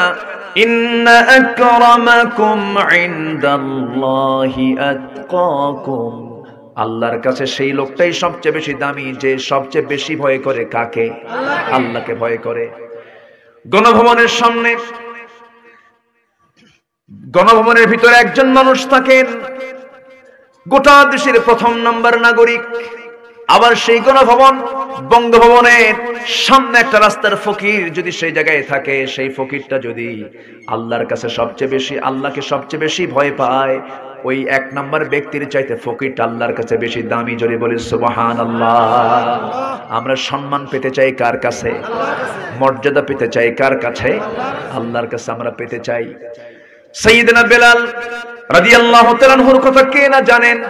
সেই কালো বেলালকে আল্লাহ রাব্বুল আলামিন কি সম্মান দিয়ে দিলেন। উমাইয়া তাকে ধরে নিয়া খেজুর পাতার পাকানো রশি গলার মধ্যে বেঁধে, গলার মধ্যে শক্ত করে বেঁধে জীবজন্তুর মতো টেনে হেঁচড়ে তাকে মরুতপ্ত বালুতে নিয়ে চলে গেল। তাকে চিৎ করে শোয়া রাখলো, লাফ মেরে তার বুকের উপরে গিয়ে বসলো। বেলালের মুখ থেকে কোনো কথা নাই, শুধু একটাই সূরা তিনি বারবার পড়ছেন, যারা পারেন সঙ্গে পড়ুন, কুল হুয়াল্লাহু আহাদ আল্লাহুস সামাদ লাম ইয়ালিদ ওয়া লাম ইউলাদ ওয়া লাম ইয়াকুল লাহু কুফুয়ান আহাদ। আহাদ আহাদ বারবার করে যখন বলছিলেন, উমাইয়ার সহ্য হলো না। উমাইয়া করলো কি? রাগের ঠালায় মুখের মধ্যে বাম হাত ঢুকায় দিয়া জিহ্বা টান মেরে বের করে জিহ্বার ভিতরে বাবলা গাছের কাঁটা যখন ঢুকায় দিল, ফিঙ্কি দিয়ে রক্ত বের হয়ে গেল। এবার বলা হলো, বেলাল রে, জিহ্বা বন্ধ করলাম, আল্লাহর নাম নিবি কেমনে? আল্লাহর জিকির করবি কেমনে? এই কথা বলার সঙ্গে সঙ্গে বেলাল অকুত ভয় সৈনিকের মতো নখটা কোনো মতো উঁচু করে বলছেন, তুই আমার জিহ্বা বন্ধ করলে হবে কি? আমি আমার আল্লাহর নামটা আমার দিলের মধ্যে অঙ্কন করে নিয়েছি। ওয়া আম্মা মান খাফা মাকামা রাব্বিহি ওয়া নাহান নাফসা আনিল হাওয়া ফাইন্নাল জান্নাতা হিয়াল মাওয়া। যার দিলের মাকামে আল্লাহর নাম অঙ্কন হয়ে যায়, তার ঠিকানা জান্নাতে মাওয়া হয়ে যায়। বেলাল এইদিকে চরমাহত হয়ে পড়ে আছেন, মরা মরা ভাব। নবীর কানে সংবাদ চলে গেছে, আবু জেহেল তখন মক্কা চালায়। মক্কার সিটি মেয়র আবু জেহেল চতুর্দিকে সন্ত্রাসী কর্মকাণ্ড চালাচ্ছে। আমার নবীজির দাওয়াতের দিনকে বন্ধ করে দিয়েছে, দলীয় নিবন্ধনকে আউট করে দিয়েছে, সাহাবায়ে কেরামকে যেখানেই পায় সেখানেই পিটায়। আমার নবীজি বের হতে পারছেন না। এমন সময় আমার নবীর কানে যখন চলে গেল, উমাইয়ার গোলাম বেলালকে মারতে মারতে রক্তাক্ত করে মেরে ফেলার প্রক্রিয়া শুরু হয়েছে। সঙ্গে সঙ্গে রাসূল বলছেন, আবু বকর, তুমি আমার 3 বছরের ছোট, আমি তোমার ছোট্টবেলার বন্ধু। আবু বকর, আল্লাহ তোমাকে প্রচুর সম্পদের মালিক বানিয়েছেন, যত টাকা লাগে আমার বেলালকে মুক্ত করে আনো, আমার কালো বেলালকে মুক্ত করে আনো। বেলালকে না দেখলে আমার ভালো লাগে না। বেলালের কথাগুলো অস্পষ্ট ছিল, তিনি তো আফ্রিকার মানুষ ছিলেন, কথাগুলো ভালো করে তিনি বলতে পারতেন না, জিহ্বাটা খাটো ছিল। সাইয়েদনা বেলালকে দেখার জন্য রাসূল পেরেশান হয়ে গেলেন। রাসূল বললেন, আমার বেলালকে তাড়াতাড়ি আবু বকর নিয়ে আসো। আবু বকর বেলালকে মুক্ত করবে, তোমার জন্য জান্নাতের দরজাও খোলা হয়ে যাবে। হযরত আবু বকর তাড়াতাড়ি দৌড় মেরে চলে গেলেন উমাইয়ার কাছে, গিয়ে বলছেন, উমাইয়া, তোর কি লাগবে রে বল, কত হাজার স্বর্ণ মুদ্রা লাগবে, সব দিয়ে দেব। তার মুখের উপরে স্বর্ণ মুদ্রা নিক্ষেপ করে বেলালকে মুক্ত করে নবীর সামনে যখন হাজির করানো হলো, রাসূল আমার নবীজি বেলালের মাথা থেকে পা পর্যন্ত আপাদ মস্তক বারবার দেখছিলেন, আর চোখের পানি ফেলে ফেলে কেঁদে কেঁদে বলছেন, বেলাল রে, তোর দেহ থেকে যখন রক্ত জমিনে পড়েছে, জানবি একদিন দেখবি বেলাল এই জমিনেই আল্লাহর দ্বীন কায়েম হয়ে গেছে। জোরে কোন সুবহানাল্লাহ, আরো জোরে বলে সুবহানাল্লাহ। আমার নবীজিও মার কম খান নাই, নবীজির দাঁত ভেঙেছে, নবীজির কপালে লোহা বিদ্ধ হয়েছে, নবীজি দেশ ছাড়া হয়েছেন, নবীজির চাচা পর্যন্ত রাসূলের বিরুদ্ধে সংগ্রাম, রাসূলের বিরুদ্ধে ষড়যন্ত্র করেছে, নিজের আত্মীয় স্বজনরা নবীর বিরুদ্ধে হামলা করেছে। আমার ভাইরা, ঈমান যেহেতু এনেছি, এগুলো মাথা পেতে আমরাও নিতে রাজি আছি নাকি? সবাইকে মাথা পেতে নিতে রাজি আছি নাকি? আমার ভাইরা, আমার বন্ধুগণ, যখন দেখবেন আপনার ভাই আপনার বিরোধী হয়ে চলে গেছে, তখন ভাবতে হবে ইউসুফের কথা। সমস্ত ভাইরা তার বিরুদ্ধে হত্যার পরিকল্পনা করেছে, কোনো টেনশন করবেন না। যখন বাবা আপনার বিরুদ্ধে যাবে, তখন ভাবতে হবে ইব্রাহিমের বাপ আজর কি করেছিল, আগুনে নিক্ষেপ করেছিল। যখন দেখবেন আপনার সম্পূর্ণ একাকে কেউ আপনার পাশে নেই, শুধু বিপদ আর বিপদ, তখন ভাববেন ইউনূস আলাইহিস সালামকে যখন মাছ যখন গ্রাস করেছিল, তখন তার কেউ ছিল না, তখন শুধু তিনি জিকির করেছেন কার? লা ইলাহা ইল্লা আনতা সুবহানাকা ইন্নী কুনতু মিনাজ জালিমিন। যখন দেখবেন আপনার বাড়ি ছাড়া, আপনার নামে মামলা হামলা, আপনার নামে গ্রেফতারি পরোয়ানা, এই সমস্ত বিষয়ে যখন আপনি লক্ষ্য করবেন, তখন দেখবেন আমার নবীর হিজরতের কথাগুলো মিল আছে না নাই? বলেন, আসতে বলবেন না আছে না নাই? সাহাবীরা আগেই চলে গেছেন, আবিসিনিয়ার দিকে চলে গেছেন। জাফর বিন আবু তালিব তার পরিবার সহ নিয়ে চলে গেছেন। আমার নবী আবার তিনি থাকতে পারলেন না, হত্যার হুলিয়া চতুর্দিকে জারি হয়ে গেছে, সাহাবে কেরামকে যেখানে পায় সেখানে মারে। আমার নবীও টিকতে পারলেন না, সেই মুহূর্তে বেলালকে মুক্ত করে আনা হলো। নবীও বেশি দিন টিকতে পারেন নাই, নবীও বেশি দিন থাকতে পারেন নাই, কারণ একটাই দোষ ছিল। রাসূল বলেছেন, আবু জেহেল রে, তোর সুদের কারবার, তোর জেনার কারবার, তোর মদের কারবার, এই সমস্ত কারবার গুলো আমি চলতে দেব না। আমার দেশে এই সমস্ত কারবার গুলো তো নাই। আসতে কবেন না আছে না নাই? সুদ আছে না নাই? এটা কি ইমানদারের কাজ না আবু জেহেলের কাজ? আচ্ছা, জেনার কাজ আছে না নাই? এটা কি ইমানদারের কাজ না আবু জেহেলের কাজ? মদের কারবার আছে না নাই? এটা কি ইমানদারের কাজ না আবু জেহেলের কাজ? তাহলে আবু জেহেলের কাজগুলো সমাজে থাকবে, আমরা ইমানদার চুপ করে থাকবো? আমরা কি ইমানদার থাকতে পারবো নাকি? আমাদের দায়িত্ব আছে না নাই? দায়িত্ব কে দিয়েছেন? আল্লাহ বলছেন, ইন্নী জাইলুন ফিল আরদি খলিফা قالوا أتجعل فيها من يفسد فيها ويسفك الدماء ونحن نسبح بحمدك ونقدس لك قال إني أعلم ما لا تعلمون। জোরে বলুন আল্লাহু আকবার।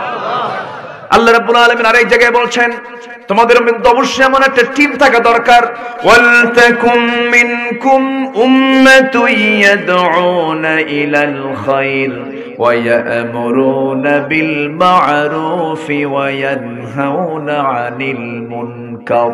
জোরে বলুন আল্লাহু আকবার। ইমানদারের কাজ হলো সৎ কাজের আদেশ দেওয়া, অসৎ কাজের বাধা দেওয়া। মুনাফিকদের কাজ হলো ইয়ামুরুনা বিল মুনকারি ওয়া ইয়ানহাউনা আনিল মা'রুফ। ইমানদাররা কি করবে? ওয়াল মুমিনুনা ওয়াল মুমিনাতু বা'দুহুম আউলিয়াউ বা'দ ইয়ামুরুনা বিল মা'রুফি ওয়া ইয়ানহাউনা আনিল মুনকার ওয়া ইউকিমুনাস সালাতা ওয়া ইউতুনাস যাকাতা ওয়া ইউতিউনাল্লাহা ওয়া রাসূলাহু। জোরে বলুন আল্লাহু আকবার। আমার বন্ধুগণ, আমার ভাইয়েরা, তাহলে আমরা যে আয়াত থেকে আজকে আলোচনা শুনতেছি, এই আয়াতের 1 নাম্বার কথা হলো তোমাদের জবানটা তোমরা ঠিক করে ফেলো, তোমরা ইমানদার হবে। জবান ঠিক না থাকলে তোমরা কি হয়ে যাবে? মুনাফিক হয়ে যাবে। কাবুরা মাকাতান ইনদাল্লাহ আন তাকুলু মা লা তাফআলুন। আল্লাহর কাছে সবচেয়ে বড় অপরাধ হলো এই অপরাধ। এই কাজটা আমরা করব না। এরপর আল্লাহ রাব্বুল আলামিন 4 নম্বর আয়াতে বলছেন, সুন্দর করে বলছেন, শোনো আমার ভালোবাসার মানুষগুলো, ভালোবাসার বান্দাগুলো কারা একটু শোনো। মোট 8 শ্রেণীকে আমি আল্লাহ ভালোবাসি। কয় শ্রেণী বলেন? 8 শ্রেণী। আমি একটাও কি বলেছি নাকি? একটাও কিন্তু এই পর্যন্ত বলি না। আমরা এটা শুনে যাব, জোরে বলি ইনশাআল্লাহ। আল্লাহ বলছেন, ইন্নাল্লাহা ইউহিব্বুল্লাযীনা ইউকাতিলুনা ফি সাবিলিহি সাফফান কাআন্নাহুম বুনয়ানুম মারসুস। সূরার নাম কি? সূরার নাম কি? এই আয়াতের মধ্যে সফফান শব্দটা আছে না নাই? এই 4 নম্বর আয়াত থেকে সূরার নামকরণ করা হয়েছে সূরা সফ। সূরাটা মাদানী সূরা। সূরাটা কি সূরা? মাদানী সূরা। আমার ভাইয়েরা, আল্লাহ রাব্বুল আলামিন সুন্দর করে বান্দাকে ডাক দিয়ে বলছেন, নিঃসন্দেহে আমি আল্লাহ রাব্বুল আলামিন সেই সমস্ত বান্দাদের কি ভালোবাসি যারা আল্লাহর পথে সীসা ঢালা প্রাচীরের মতো একতাবদ্ধ হয়ে বাতিলদের বিরুদ্ধে মোকাবেলা করে। মারসুস শব্দটা এসেছে, রসাস একটা ধাতু, রসাস একটা পদার্থ, সীসা হাদিদ এটাও একটা পদার্থ। হাদিদ মানে হলো লোহা, রসাস মানে হলো সীসা। সীসা আর লোহার মধ্যে তফাৎ হলো এই যেটা হলো সীসা, সীসার কাজ হলো সীসার এক প্রান্তে তাপ লাগলে পরে অপর প্রান্তে তাপ সমানভাবে বিকিরণ হয়ে যায়। লোহার এক প্রান্তে যদি তাপ লেগে যায় অপর প্রান্তে সমান তাপ হয় না। দেখবেন কিছু কিছু কামাররা এক পাশে হাত দিয়ে ধরে অপর পাশে গরম করে, আসে না নাই? কিন্তু সীসা কিন্তু এরকম হয় না। আল্লাহ রাব্বুল আলামিন সীসার সঙ্গে এক্সাম্পল না দিয়ে আল্লাহ রাব্বুল আলামিন আল্লাহ তাআলার লোহার সঙ্গে এক্সাম্পল না দিয়ে সীসার সঙ্গে এক্সাম্পল দিয়ে জন্য দিলেন তোমরা সীসা ঢালা প্রাচীরের মতো কাতারবদ্ধ হয়ে যাবে, সারিবদ্ধ হয়ে আল্লাহর জমিনের দিন কায়েমের জন্য তোমরা সংগ্রাম করবে। এর মধ্যে তোমার মতপার্থক্য সৃষ্টি করবে না। এই জন্য বললেন, কোন মুসলমানের একটা পশমের যদি কেউ ক্ষতি করতে আসে, লক্ষ লক্ষ মুসলমান সেই মুসলমানের পক্ষে তারা দাঁড়িয়ে যাবে, ঠিক কিনা? গোটা মুসলিম একটা দেহের মতো, একটা দেহের কোনায় চিমটি কাটলে যেমন টের পাওয়া যায়, কোন মুসলমানের রক্ত জীবন নিয়ে কেউ খেলতে লাগলে সবাই মিলে তার মোকাবেলা করে ইমানি দায়িত্ব মুসলমান। কিন্তু আজ একটি একটি করে প্রাণ চলে যাচ্ছে, আমরা চুপ মেরে আছি। ভাববেন না আপনিও নিরাপত্তা নিয়ে থাকবেন। মুসলিমের পক্ষে কথা বলার দরকার আমাদের আছে না নাই? আসতে বলবেন না, আছে না নাই? আল্লাহ তুমি সবাইকে হকপন্থীদের অন্তর্ভুক্ত করে দাও, জোরে বলি আমিন। আমাদের সবাইকে দ্বীনের জন্য কবুল করে নাও, জোরে বলি আমিন। আল্লাহ তাআলা কয় শ্রেণীকে ভালোবাসেন? এর মধ্যে একটা শ্রেণী আমরা শুনলাম, সেটা হচ্ছে যারা আল্লাহর পথে সংগ্রাম করে সীসাঢালা প্রাচীরের মতো কাতারবদ্ধ হয়ে, আল্লাহ তাদেরকে ভালোবাসেন। আল্লাহ তুমি এই কাতারে আমাদেরকে অন্তর্ভুক্ত করে নাও, জোরে বলি আমিন। আচ্ছা, নাম্বার 2 হলো যারা ইহসানকারী। যারা কি বলেন? ইহসানকারী, যাদের মধ্যে ইহসান আছে, মানে দয়া আছে, মায়া আছে, মমতা আছে। আপনি মাফ করবেন, আল্লাহ আপনাকে মাফ করবেন। আপনি কঠোর হবেন, আল্লাহ আপনার প্রতি কঠোর হবেন। ওয়া আহসিনু ইন্নাল্লাহা ইউহিব্বুল মুহসিনিন। ইহসান করো, আল্লাহ মুহসিনদেরকে খুব ভালোবাসেন, জোরে বলি সুবহানাল্লাহ। আরেক জায়গায় আসছে, ওয়াল্লাযীনা ইউনফিকুনা ফিস সাররাই ওয়াদ দাররা ওয়াল কাযিমিনাল গায়যা ওয়াল আফিনা আনিন নাস ওয়াল্লাহু ইউহিব্বুল মুহসিনিন। জোরে বলুন আল্লাহু আকবার। কষ্ট পাচ্ছেন আপনারা? আমি যে আয়াতগুলো বলতেছি বিরক্ত হচ্ছেন না তো?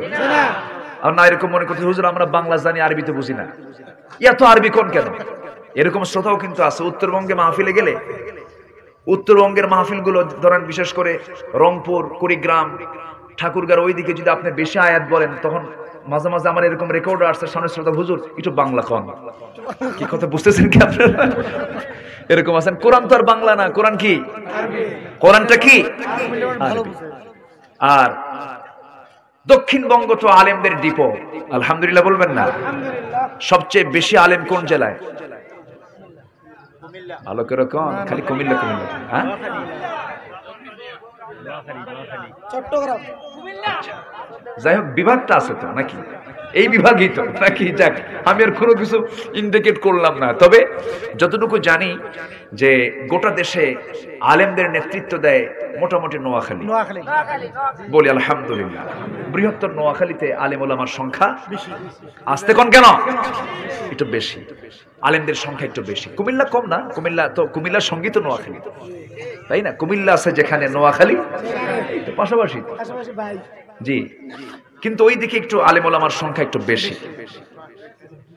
সোরবাটপারও কিছু আছে, আসতে কোন কোন আছে না? নাই আছে। রাসূল আছেন যেখানে, আবু জেহেল সেখানে। আমরা ইহসান করব, দুটো গুণ আমরা অর্জন করলাম, শিখলাম। একটা হচ্ছে আমরা আল্লাহর পথে সংগ্রাম করব একতাবদ্ধ হয়ে, জোরে বলি ইনশাআল্লাহ। একতার দরকার আছে না নাই? ফাসাদ করব না একতা করব, গন্ডগোল করব না একতা হব, একতা হব, ঐক্যবদ্ধ হব। জোরে বলি ইনশাআল্লাহ। ইনশাআল্লাহ। আসেন দোয়া করি নাকি? জি না। আচ্ছা, হ্যাঁ হ্যাঁ, এখনো আছে। এই তো কেবল পাইছি, শ্রোতা পাইছি কেবল। বলি আলহামদুলিল্লাহ। আলহামদুলিল্লাহ। এরকম শ্রোতা থাকলে আলোচনা করে একটু মজা পাওয়া যায়। বলি আলহামদুলিল্লাহ। কয় কালো? তিন কালো। বলেন কয় কালো? তিন কালো। ওরকম কালো কিন্তু এখানে একটাও নাই, নাই নাই। ওরকম কালো এখানে একটাও নাই। এখানকার কালো হলো সুন্দর কালো। আলহামদুলিল্লাহ বলেন। আলহামদুলিল্লাহ। আমার দেশের কালো মানুষগুলো এই কালো সেই কালো না, এটা কালো না আবার ধলাও না, মাঝারি। ফর্সাও না কালো না, এর মাঝামাঝি। এই মাঝামাঝিটা হলো কি কালার? শ্যামল বর্ণ। শ্যামলা কালার, বাদামি কালার। বাদামি কালার। আমার রাসূল ধলাও ছিলেন না, কালো ছিলেন না, এর মাঝামাঝি ছিলেন। একটু মিল আছে তো? আলহামদুলিল্লাহ বলবেন না? জোরে বলে আলহামদুলিল্লাহ। খুব বেশি ধলা হলে বলতে বেশি ধলা, বেশি কালো হলে বলতে বেশি কালো। কিন্তু এমন কালার বলা মুশকিল, এটা কি কালার? বলি আলহামদুলিল্লাহ। আমরা এর মাঝামাঝি আছি, বলি আলহামদুলিল্লাহ। নবীর চোখের মণি ছিল কালো। আমেরিকার মানুষের চোখের মণি কি? কালো। সাদা। ইউরোপ আমেরিকার মানুষের চোখের মণি কি? সাদা। সাদা। আমাদের চোখের মণি কি? কালো। কালো। ওদের মাথার চুল কি? সাদা। সাদা লাল। আমাদের মাথার চুল কি? কালো। আমার রাসূলের চোখের মণিও কালো, সুবহানাল্লাহ। আমার রাসূলের মাথার চুলও কালো, দাড়িও কালো। আমার নবীজির দাড়িও কালো। মিল আছে না নাই? আমাদের কিবলা কোন দিকে? আমার নবীর কিবলা পশ্চিম দিকে। আমার নবীর ঘর কাবা শরীফের পূর্ব পাশে, মানে তার কিবলাও পশ্চিম, আমাদের কিবলাও পশ্চিম। তাহলে কিবলা মিল আছে, চোখ মিল আছে, কালার মিল আছে, হাইট মিল আছে, চোখ মিল আছে, চুল মিল আছে, চরিত্র নাই। আসতে কোন কেন? কিন্তু কালো বেলালের মিল আছে। চেহারার মিল নাই, কালারে মিল নাই, কিন্তু চরিত্রে মিল। আমরা চেহারা মিলাবো না চরিত্র মিলাবো? চরিত্র। চরিত্র মিলাবো। জোরে বলি ইনশাআল্লাহ। আচ্ছা, কালোটা করেছেন কে? ধলাটা করেছেন কে? আমি মদিনা শরীফের সামনে মসজিদে নববীর সামনে দাঁড়ায় আছি। বিশাল লং ফিগারের এক আফ্রিকান লোক আমার সামনে এসে দাঁড়ালো। তাদের পোশাকগুলো কেমন যেন একটা কালারের। ওরা ওদের রুচি পছন্দ, যাই হোক। নাম জিজ্ঞাসা করলাম, উনি জবাব দিলেন। আমি তো লম্বায় 6 ফিট মানুষ প্রায়, তো আমি চাই আছি এরকম করে। তাহলে এখন কয় ফিট বুঝতেছেন তো? হয়তো 8 ফিট হবে, 7.5 ফিট, 8 ফিট হবে। আমি এইভাবে চাই আছি, চেয়ে আছি। নাম জিজ্ঞাসা করলাম, নামের জবাব উনি দিলেন। তো আমি ওনাকে একটা প্রশ্ন করলাম, আচ্ছা ভাই, এই যে আপনি কালো, মানে সে যখন হাসি দিচ্ছে তখন শুধু দাঁত, শুধু মানে দাঁতটা শুধু বের হয়ে যাচ্ছে। তো আমি তাকে বললাম যে এই যে সামনে দিয়ে আপনার ঘোরাফেরা করতেছে মিশরি মানুষগুলো, ইরানের মানুষগুলো, তারপরে এই সৌদির মানুষগুলো, এরা এত সুন্দর, ফর্সা আমেরিকার মানুষগুলো, এত সুন্দর মানুষগুলো দেখে কি আপনাদের একটু খারাপ লাগে না যে আল্লাহ আমাদের এত কালো বানালো? তো ওনার নখটা, ওই বেচারার নখটা এত মোটা, আমার কবজি আর এর নখ, বুঝলেন? তো এরকম করে নখ উঁচু করে বলতেছে, এগুলো কোন চেহারা হলো? চেহারা তো আমার। কথা বোঝেন নাই? আল্লাহ ওদের দৈহিক শক্তি দান করেছেন, প্রচন্ড শক্তি। আল্লাহ পাক তাদের কালো, যারা কালো হয় তাদের দেহের শক্তি কম না বেশি? বেশি। সম্মানিত ভাইয়েরা, আল্লাহ সবাইকে ভাগ ভাগ করে দিয়েছেন। কাউকে শক্তি দিয়েছেন, কাউকে চেহারা দিয়েছেন, এক একটা ভাগ ভাগ করে দিয়েছেন। এজন্য সৌন্দর্য নিয়ে কোনো অহংকার করা যাবে না। সৌন্দর্য দিয়েছেন কে? কে দিয়েছেন সৌন্দর্য? আল্লাহ দিয়েছেন। বউটা কালো, বিয়ে করছে নতুন, বউটা কালো হয়েছে, 3 দিন পর কান্দে। এই কান্দ কেন? সুমনের বউটা দেখতে এত সুন্দর, আমার বউটা কেমন হলো রে? দেখছেন, ওর নজর গেছে সুমনের বউর দিকে। তাহলে ওর বউ কি কোনোদিন সুন্দর হবে? কোনোদিন সুন্দর হবে না। অন্যের বউর দিকে তাকালে তো আপনার বউকে আপনি কখনো সন্তুষ্ট করতে পারবেন না। আপনার বউ নিয়ে আপনি সন্তুষ্ট থাকতে পারবেন না। অন্যের বউর দিকে নয়, নিজের বউর দিকে নজর দাও মুসলমান। আজকে পরকীয়ার করাল গ্রাস সমাজকে শেষ করে দিচ্ছে, ঠিক কিনা? সব শেষ করে দিল। অনেক সংসার তছনছ হয়ে গেল। পরকীয়া করতে গিয়ে বাবা হয়ে নিজের ছেলে সন্তানকে হত্যা পর্যন্ত করছে। পরকীয়া করতে গিয়ে নিজের মা হয়ে নিজের সন্তানকে হত্যা করছে। এমন রেকর্ড আছে না নাই? কেন জানেন? এগুলোর মূল কারণ হলো আজকে সমাজে যে সংস্কৃতিগুলো, সেই সংস্কৃতির সাথে ইসলামের কোনো সম্পর্ক আছে? নাটক, সিনেমা, থিয়েটারগুলো এগুলোকে উস্কায় দিচ্ছে, এগুলোকে প্রমোট করছে। এগুলো বাড়াও, জেনা বাড়াও, ব্যভিচার বাড়াও, ওকাম কুকাম বাড়াও। সম্মানিত ভাইয়েরা, বিশেষ করে মোবাইল, খুব সাবধান। অ্যান্ড্রয়েড সেটের ব্যাপারে আমি জাস্ট আমার যেটা চিন্তা সেটা হলো, একটা অপরিপক্ক ছেলের হাতে এত বড় একটা মোবাইল দেওয়া মানে তার পাশে একটা যুবতী মেয়েকে বসায় রাখা। একটা অপরিপক্ক নারীর কাছে একটা বড় সেট দেওয়া মানে একটা যুবককে তার পাশে বসায় দেওয়া। আমি এটাই ভাবি। শিশুর হাতে যদি আপনি চাকু আর ফল তুলে দিয়ে বলেন, শিশু চাকু দিয়ে ফল কাটো, ওকে ফল কাটবে না হাত কাটবে? হাত কাটবে। এজন্য এই ক্ষেত্রে পারিবারিক শাসনের দরকার আছে না নাই? আসতে বলবেন না, আছে না নাই?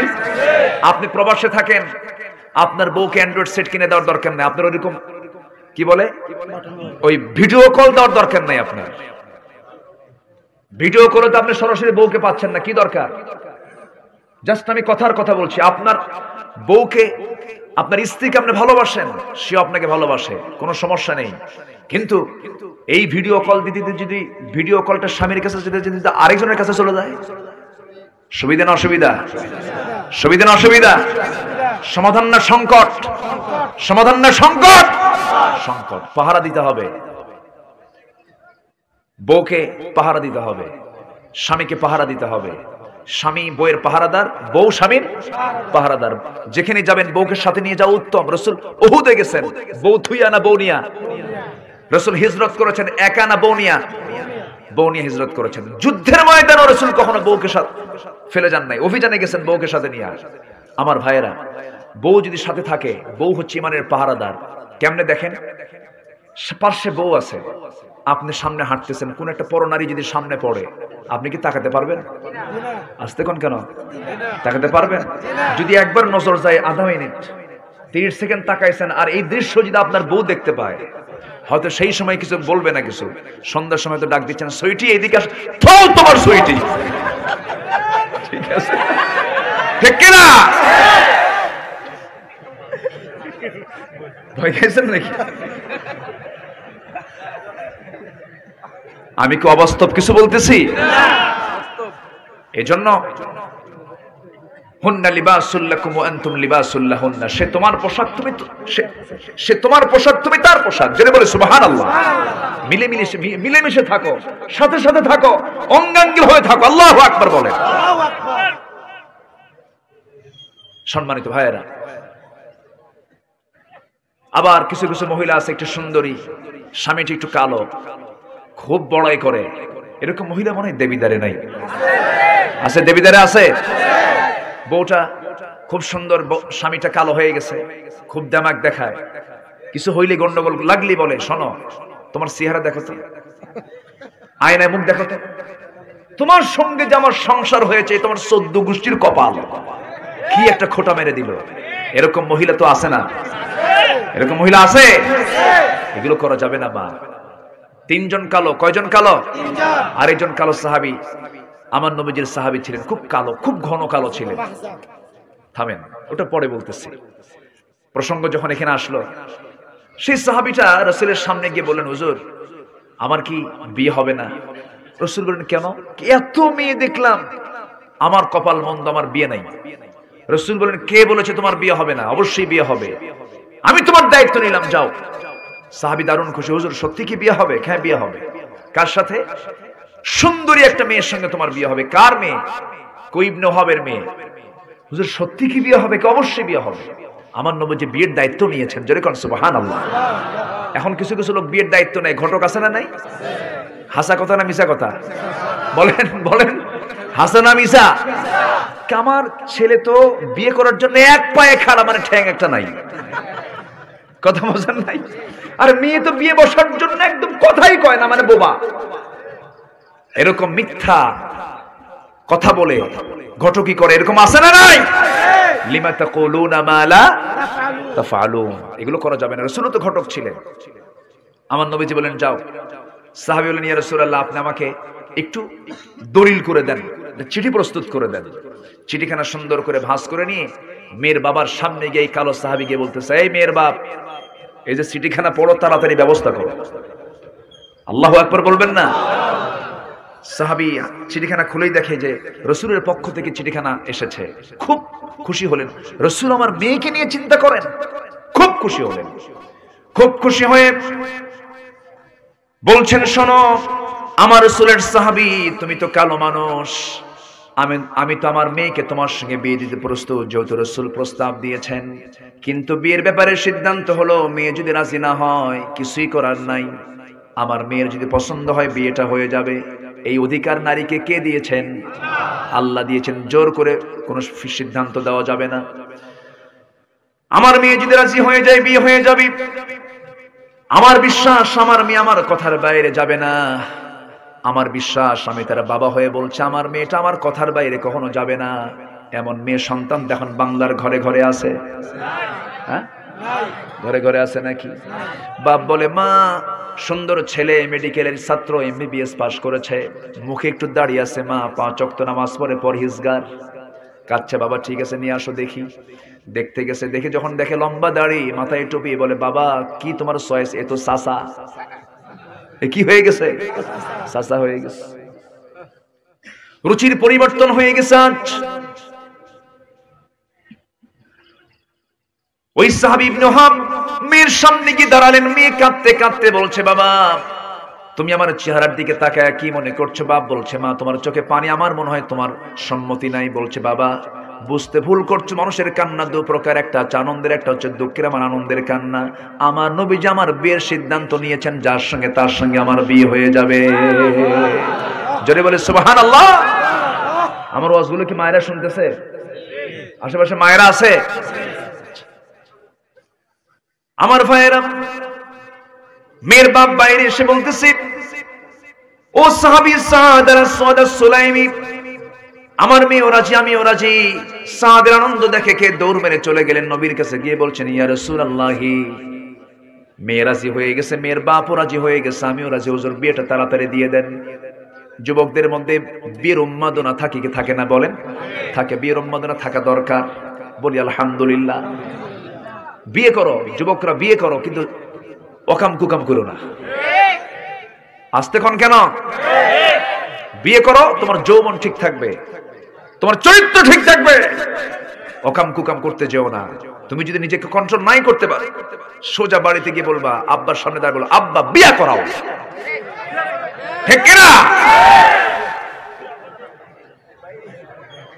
যুবকরা খুব খুশি, হুজুর আপনি ভালো হুজুর।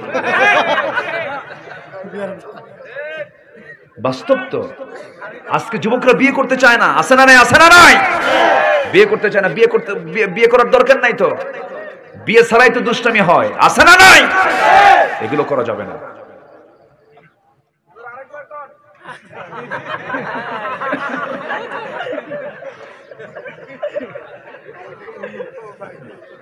কষ্ট দিচ্ছে মনে হয় আপনাদের নাকি?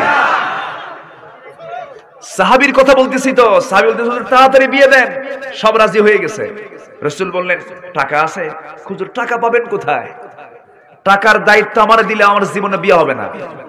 তাহলে বিয়ে করবা কেমনে? হুজুর সব দায়িত্ব যখন আপনি নিলেন, আপনি বিয়েটা দেন, আপনি টাকাটা দেন। আমার নবীজি বললেন, ঠিক আছে সাহাবী তুমি একটু থামো, আমি চিন্তা করি। ধনী সাহাবী দুজনকে খুঁজলেন। একটা জামাই আছে নবীজির। কে? কে বলেন? ধনী জামাই কে? গরিব জামাই কে? দেখেন নবীজির জামাই কিন্তু দুটো ছিল, একটা গরিব আর এটা কি? আর আমরা শুধু কি খুঁজি? কি খুঁজি আমরা? ধনীর দিকে দৌড় মারি, গরিবের কোনো খবর নাই। আমার নবীজি ওসমানকে ডাক দিয়ে বলছেন, ওসমান এইদিকে আসো। ধনীর দাম ইসলামে আছে না নাই? গরিবের দামও ইসলামে আছে না নাই? গরিবকেও গালি দেওয়া যাবে না, ধনীকেও গালি দেওয়া যাবে না। ধনীকে অনেকে গালি দেয় না। ধনীকে গালি দিলে ওসমানকে গালি দেওয়া হয়ে যাবে। ধনীকে গালি দিলে কে গালি দেওয়া হয়ে যাবে। ধনীকে গালি দিলে আম্মা জান খাদিজাকে গালি দেওয়া হয়ে যাবে। তারা সবাই কি ছিলেন? ধনী ছিলেন। এই হঠাৎ করে আবার কি শুরু হলো? আমার দিকে তাকান। আমার নবীজি বললেন, ওসমান 200 দিরহাম দাও। নোমান তুমি 200 দিরহাম দাও। কয়শো দিরহাম হলো? 400 দিরহাম নিয়ে রাসূল বললেন, সাদ যাও বিয়ের বাজার করে আনো, আগামীকালকে বিয়ে হবে তোমার। বিয়ের বাজার করতে গেছেন, এক মুজাহিদ এসে বলতেছে, সাদ বিয়ের পিড়িতে বসতেছো, তুমি কি জানো জিহাদের ডাক এসেছে, জিহাদের ডাক এসেছে।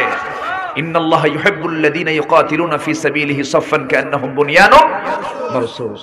যুদ্ধের ডাক এসেছে। সাহাবী বিয়ের বাজার বন্ধ করে ঘোড়া কিনলেন, তরবারি কিনলেন। আল্লাহ কাকে ভালোবাসেন? কাকে ভালোবাসেন? যারা আল্লাহর পথে সীসা ঢালা প্রাচীরের মতো কাতারবদ্ধ হয়ে আল্লাহর পথে সংগ্রাম করে। মনে মনে চিন্তা করলেন, বিয়ের সুযোগ জীবনে বারবার আসতে পারে, কিন্তু জিহাদের ডাক আমার কানে আর জীবনে না আসতে পারে। এটাকে তিনি প্রাধান্য দিয়ে তিনি আল্লাহর পথে সংগ্রামে ঝাঁপিয়ে পড়লেন। ঘোড়া কিনলেন, তরবারি কিনলেন, দুনিয়া থেকে চিরতর এক পর্যায়ে তিনি বিদায় নিয়ে নিলেন। যুদ্ধ করতে করতে শাহাদত বরণ করলেন, শহীদ হয়ে গেলেন। আল্লাহ রাব্বুল আলামিন তাকে শাহাদাতের সম্মান মর্যাদা দিয়ে দিলেন। নবীর কানে সংবাদ চলে এলো, ইয়া রাসূলুল্লাহ, সাদের তো মৃত্যু হয়েছে, শাহাদাত বরণ হয়েছে। কোন সাদ? যে সাদের বিয়ের গতকালকে ছিল। আমার নবীজি দৌড় মেরে সাদকে দেখার জন্য সামনে চলে গেলেন। গিয়ে দেখেন মাথাটা এক জায়গায় পড়ে আছে, চুলগুলো উস্কো খুস্কো হয়ে আছে, রক্তাক্ত হয়ে আছে, হাত কাটা পা কাটা। আমার নবীজি ওই চেহারার দিকে তাকায়া নবীজি একবার মুস্কি মুস্কি হাসেন, একবার কান্নায় ভেঙে পড়েন। সাহাবে কেরাম বলছেন, ইয়া রাসূলুল্লাহ, এমনটা আচরণ তো আমরা কখনো আপনার দ্বারা আমরা লক্ষ্য করি নাই। আপনি তেমনটা আচরণ কখনো করেন না, একবার হাসেন একবার কাঁদেন, এর কারণটা কি? আমার নবীজি বলছেন, কাঁদতেছি এজন্য সাদের জন্য সকল আয়োজন আমি সম্পূর্ণ করলাম, কিন্তু আমার সাদ দুনিয়ার জিন্দেগিতে বিয়ে শাদী সম্পূর্ণ করতে পারলো না। আর আমি হাসতেছি এই জন্য আমার সাদ দুনিয়া থেকে বিদায় হওয়ার সঙ্গে সঙ্গে জান্নাতের হুররা তাকে টানাটানি করে বেহেশতের দিকে নিয়ে চলে যেতেছে। কয় কালো বলেন? 3 কালো। আমার ভাইয়েরা, নবীজি বলেন, সাহাবীরা, আমার সাদের জানাজার আয়োজন তোমরা করো, সাদের জানাজা আমি পড়াবো। আমার নবীজি জানাজা সম্পূর্ণ করলেন। এরপরে বলছেন, ও সাহাবীরা, মক্কার সবচেয়ে সুন্দরী মেয়েটার সঙ্গে যার বিয়ের কথা ছিল সেই সুন্দরী মহিলাটাকে আমার পাশে নিয়ে আসো। নিয়ে আসা হলো। রাসূল বলছেন, ও মহিহুরে মদিনা, ও মদিনার সুন্দরী নারী, আজকে যদি আমার প্রিয় সাহাবী সাদ বেঁচে থাকতো, অবশ্যই তোমার সঙ্গে তার বিয়ে হয়ে যেত, তুমি খুব ধন্য হতে। কিন্তু আমার সাদ তো বিয়ের বাজার করতে পারে না, সে করেছে জান্নাতের বাজার, সে জান্নাতের মেহমান হয়ে গেছে। এই যে ঘোড়ার তরবারি সে দুনিয়াতে রেখে গেল, এই 2টা জিনিস আমি তার পক্ষ থেকে আমি তোমাকে স্মৃতিস্বরূপ দান করে দিলাম। জোরে বলেন সুবহানাল্লাহ। আমার ভাইয়েরা, এই সাহাবী শেষ পর্যন্ত আল্লাহর প্রিয় বান্দা হওয়ার জন্য ইন্নাল্লাহা ইউহিব্বুল্লাযীনা ইউকাতিলুনা ফি সাবিলিহি সাফফান কান্নাহুম বুনিয়ানুম মারসুস, এই আয়াতের হক আদায় করে দুনিয়া থেকে বিদায় নিলেন। জোরে বলেন সুবহানাল্লাহ। 2টা বিষয় বলেছে এই পর্যন্ত। আল্লাহ মুহসিনকে ভালোবাসেন, ইহসানকারীকে ভালোবাসেন, আল্লাহর রাহে সংগ্রামকারীকে ভালোবাসেন। নাম্বার 3 হলো যারা ধৈর্যশীল তাদেরকে ভালোবাসেন কে? আসতে বলবেন না কে? আল্লাহু ইউহিব্বুস সাবিরিন। একটা কমন আয়াত সবাই বলেন, ইস্তাঈনু বিস-সাবরি ওয়াস-সালাহ ইন্নাল্লাহা মা'আস সাবিরিন। নাম্বার 3 হলো যারা তওবা করে আল্লাহ পাক তাদেরকে দারুণ ভালোবাসেন। ইন্নাল্লাহা ইউহিব্বুত তাওয়াবিনা ওয়া ইউহিব্বুল মুতাতাহহিরিন। নাম্বার 5 হলো আল্লাহর প্রতি যারা ভরসা করবে আল্লাহ পাক তাদেরকে ভালোবাসেন। আল্লাহ রাব্বুল আলামিন বলেন, ফাতাওয়াক্কাল আলাল্লাহ ইন্নাল্লাহা ইউহিব্বুল মুতাওয়াক্কিলিন। নাম্বার 6 হলো আল্লাহ রাব্বুল আলামিন ন্যায় বিচারককে ভালোবাসেন। ফাহকুম বাইনাহুম বিল কিসত ইন্নাল্লাহা ইউহিব্বুল মুকসিতিন। সূরা মায়দা 42 নম্বর আয়াত আল্লাহ রাব্বুল আলামিন বলছেন, আল্লাহ তাআলা ন্যায় বিচারককে দারুণ ভালোবাসেন। ন্যায় বিচারককে আল্লাহ রাব্বুল আলামিন খুব বেশি ভালোবাসেন। আমার বন্ধুগণ, ন্যায় বিচার যদি কেউ না করতে পারে তার বিচারের জমিনেই হয়ে যায়। তার বড় প্রমাণ হলো যারা বিচার করেছে তাদের উপরে আবার 11 বছরের সাজা আসছে। ঠিক কি না? বিচার হতে হবে ব্যাঠিক না সঠিক? সঠিক বিচার করবে না, তোমারও বিচার হবে জমিনে। সম্মানিত ভাইয়েরা, নাম্বার 7 হলো যারা মুত্তাকি। যারা কি? মুত্তাকি। ইন্নাল্লাহা ইউহিব্বুল মুত্তাকিন। সূরা তওবার 4 নম্বর আয়াত আল্লাহ রাব্বুল আলামিন একটা অংশ আল্লাহ তাআলা মুত্তাকিদেরকে খুব ভালোবাসেন। যদি বলি সুবহানাল্লাহ। প্রত্যেকটা আয়াতে ইউহিব্বুন শব্দ আছে না নাই? সব আয়াতে ইউহিব্বুন শব্দ আছে। নাম্বার 8 হলো যারা পবিত্রতা অবলম্বনকারী, যারা কি পবিত্রতা অবলম্বনকারী আল্লাহ তাদেরকে খুব ভালোবাসেন। আল্লাহ তাআলা বলছেন ওয়া ইউহিব্বুল মুতাতাহহিরিন, আল্লাহ তাআলা মুতাতাহহিরিনদেরকে পবিত্রতা অর্জনকারীকে খুব ভালোবাসেন। আল্লাহ তুমি 8টা গুণকে আমাদের জীবনে বাস্তবায়ন করার তৌফিক দিয়ে দাও। জোরে বলি আমিন।